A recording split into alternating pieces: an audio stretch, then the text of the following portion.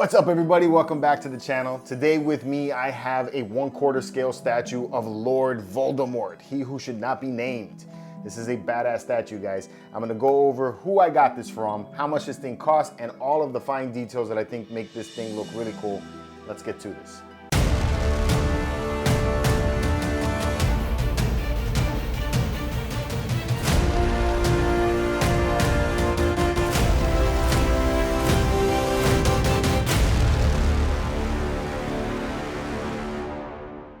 So welcome back, my friends, to another statue unboxing. With me is this 1/4 scale statue of Lord Voldemort from the movie Harry Potter. And as he's seen here, the Deathly Hallows, I think, is what we're gonna look at here as far as the design.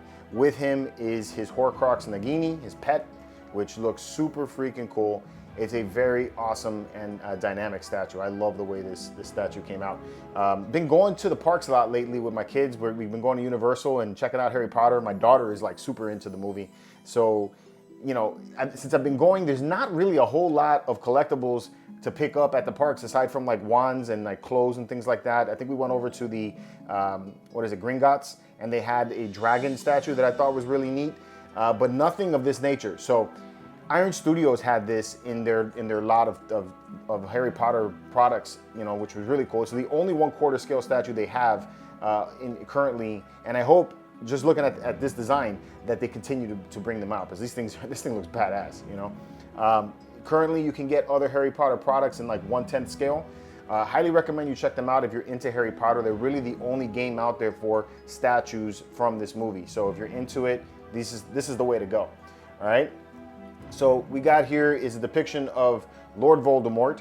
It's really cool. The most impressive stuff about this statue, one, it's the size. It's really big. This thing's a 22-inch tall statue. It's extremely heavy. It's got a lot of weight to it. So if you're looking to display this, make sure you reinforce your shelves, just because it does have a fair amount of weight to it. The depth is about 20 inches in depth, so it'll fit comfortably inside of like a Besta, but definitely not in like a Detolf or something like that. It's a very dynamic piece. Like I was stating earlier, you got this really nice flow in the cloak, which looks cool. He looks in the heat of battle.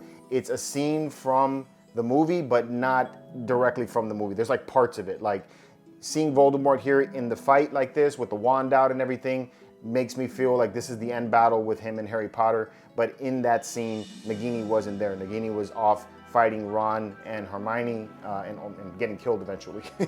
So yeah, so this right here is not entirely accurate. It's got a lot of symbolism, and that's something else that I thought was really cool. When I was looking at the base, this is obviously a scene from Hogwarts Castle. You know, he's coming up the broken, disheveled, destroyed castle that during the final battle, which was really cool. So I assumed that these symbols that they have around the bottom were actually the house symbols. You know, especially when you see the Ravenclaw bird right there. But as I went around and I saw it, you see the Harry Potter symbol right here, and I was like, well, that's not one of the house symbols. So what am I looking at right here, right? These are actually the Horcrux symbols. You know, all of the Horcruxes that Harry Potter and the team had to destroy in order to defeat Voldemort, which is really neat. So you have the diadem of Ravenclaw, the Ravenclaw diadem, which was cool. This is the symbol for Nagini right here. Obviously, the lightning bolt is talking about Harry Potter.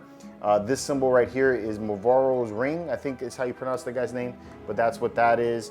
If you look right here, you have a Slytherin pendant, and then in the far back is the Hufflepuff cup, which is neat.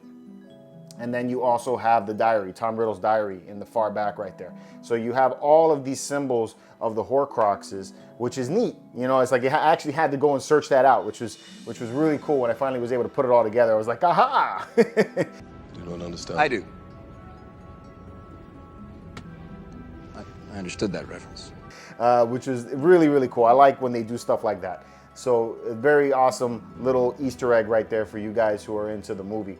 They did a fantastic job on the whole paint and design of this thing. The assembly of the statue was really fairly simple. There was only like a few parts. There is a piece that I got that I do not know where it goes. If you own the statue and you're watching this video, if you know where this goes, you know, shoot me a message, just because I cannot find a spot to put this anywhere on this statue.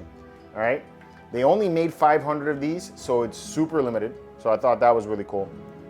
And I really like the paint job on it. So you have this, the coils of the snake of Nagini look wet, and shiny, and it has lots of detail and all and everything, versus the castle itself. It looks very disheveled. You got grays and light grays and blacks, and it's very matted. So the snake scales actually really pop, which I think that looks really cool. Very incredible looking, or when you see it in person. One thing to note. Something that this doesn't really even matter to me is because when you're looking at the statue this way, which is how you're going to display it with him forward, you don't even see this stuff. But when you assemble this statue, the snake comes in 3 pieces. So there's seams. So there's a seam right here at the bottom and another seam at the very top. The seam at the very top is very aggressive, and you can see the gaps a little bit. But again, this is from behind the statue. So you're never going to see that in a normal display unless you're somebody that has it on a rotating display. So that's something to note.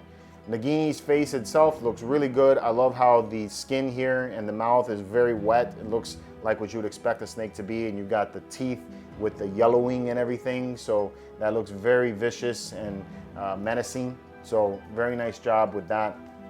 But it doesn't take away anything. It actually complements Voldemort, right? So Voldemort looks great. I love the details in the cloak. There's texturing all in the cloak. It's not all black. There's like black and like almost like bluish green black tones, very dark, to give you some lighting, which is cool. And I like the way the cloak is flowing, like I said earlier. The hands have a super amount of detail. You can see the veins in the skin. The nails look corroded and sharp, and again, very menacing. You can see the veins all in his forearms and all that, so that's really nice. They attach with magnets, so it's very strong and holds very well. And it's almost like a translucence to the skin, because like the light that's hitting from this side of my from my room for this video, you can actually see it almost going through the fingers like it would on a normal hand. So that's really neat. And it's got a very pale look to it, just like he did in the movie. I like how he's holding this Elder Wand, which looks super cool. The wand itself is delicate. They did a great job with the modeling of that, but it's a super delicate piece, so be careful with that. When you go to install it, it kind of just rests in the hand. There's not like a magnet or anything that holds it, but there's no chance that it's going to fall out. You just want to worry about snapping it. All right. Voldemort's face, incredible. It looks fantastic. It looks just like the actor from the movie, the character from the movie. My daughters were kind of laughing when they saw it because you don't see a nose or anything like that. But the inside of his mouth, wet tongue, versus the dryness of the face. The face looks very pale and matted, but the tongue stands out. It's very wet. You got wet looking teeth and all that, and he looks like he's yelling, getting very passionate into his magic, which is very cool.